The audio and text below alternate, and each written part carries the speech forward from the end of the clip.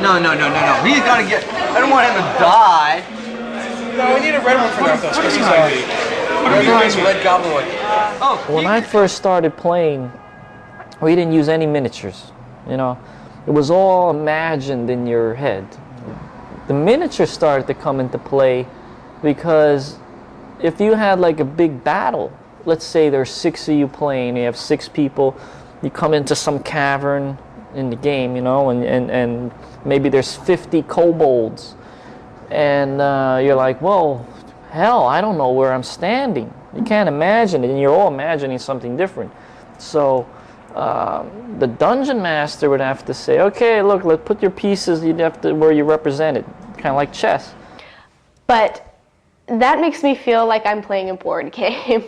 I go with it because I can see how it helps them out, and it does help us out, kind of in envisioning this. But in the same sense, we can't picture the walls. We can't picture the enemy because we have this cardboard cutouts in front of us.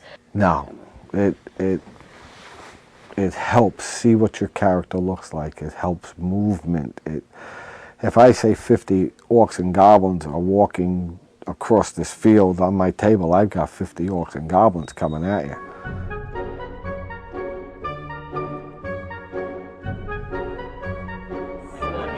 I was on the art end rather than on the gaming end. Now we'd had friends who'd been into gaming.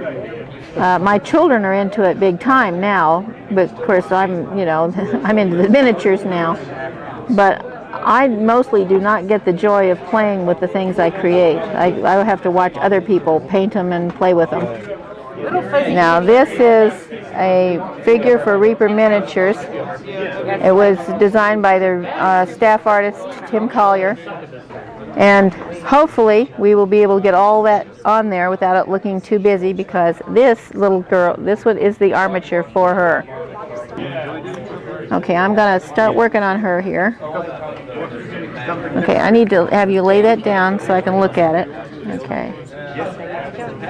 This is two-part epoxy putty made by Polymeric Systems, Inc. And basically it's fairly sticky stuff. You keep it from sticking to your tools and your fingers when you need to by moistening it. You can use water or spit, as some of us do. I know that sounds gross, but we do because it's handy. I'm using a number 11 X-Acto blade that's been dulled down. This one's also been dropped a lot, so it's not very long.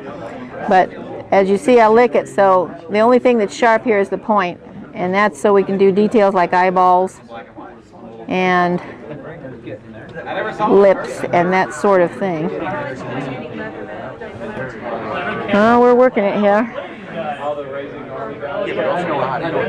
Oftentimes I get people saying, oh, you know, if I just had this kind of figure, you know, my character would be perfect.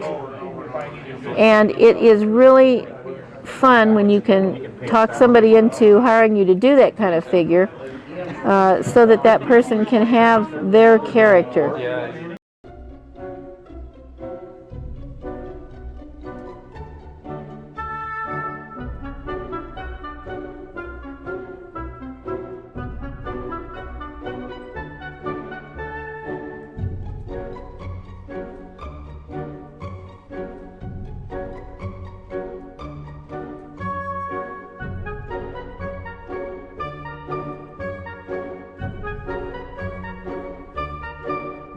I painted like crap. It was horrible.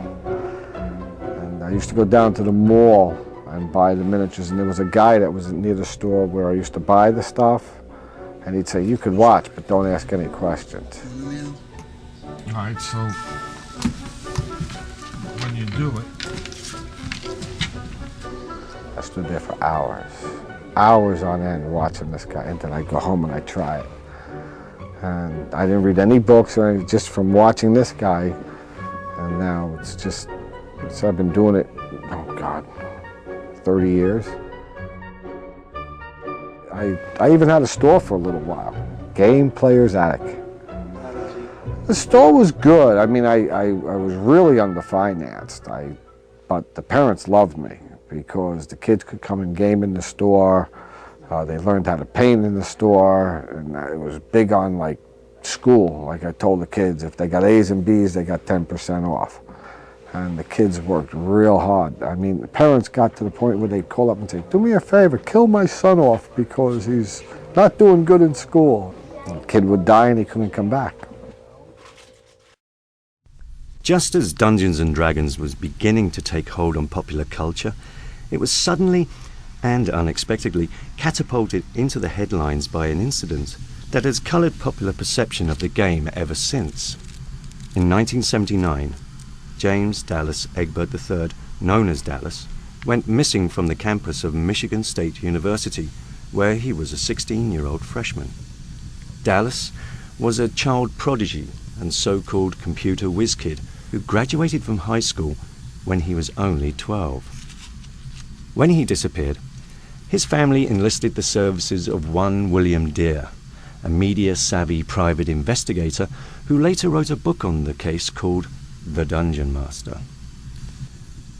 Deere learned that some of the students, Dallas included, were playing a real-life version of D&D in the dark and steamy tunnels under the university campus. He also found, among young Egbert's possessions, a corkboard in which pushpins were arranged in a curious pattern. It was not long before the detective shared his suspicions with the press. The pushpins, he surmised, corresponded to a map of the underground labyrinth, and Dallas Egbert probably met his end in a game of Dungeons & Dragons gone too far. The incident became the stuff of urban legend. It even inspired a movie called Mazes and Monsters, starring a young Tom Hanks. Reaction went to extremes.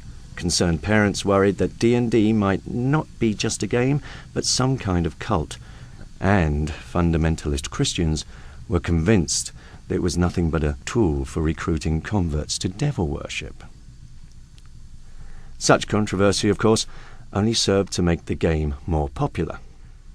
The irony of the situation was lost on Dallas Egbert. The truth about his story is as mundane as it is tragic. Dallas had simply run away and turned up on his own accord after his disappearance became national news. It was true he had played D&D, but he also struggled with drug addiction and severe emotional problems. All the publicity didn't help. He took his own life with a pistol at the age of 17.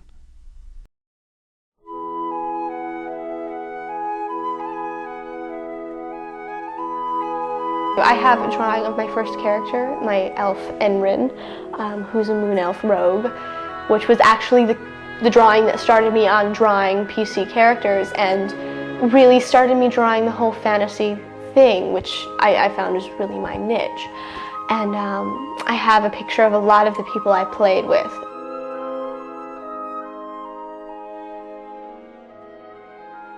So this is actually a more psychological picture that I drew when I was having a bad day, and I felt a little split personality with this one.